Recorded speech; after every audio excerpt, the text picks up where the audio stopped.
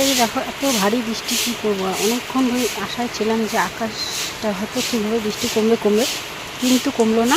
তো তারপর দেখো ওইভাবেই কাজ শুরু করলাম। তো যাই হোক, চলো দেখতে থাকো। একদম 1 মিনিটের ভিডিও, একদম ছোট্ট ভিডিও, একটু দেখে নিও, ঠিক আছে।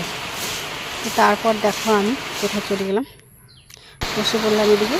এই যে মাছগুলো কাটতে, এই দিন আনছিলাম, কালকে রান্না হয়। তো একটু কেমন হয়ে গেছে, যাই হোক ওটাই নিয়ে আমি দুজনে মিলে বাঁচলাম।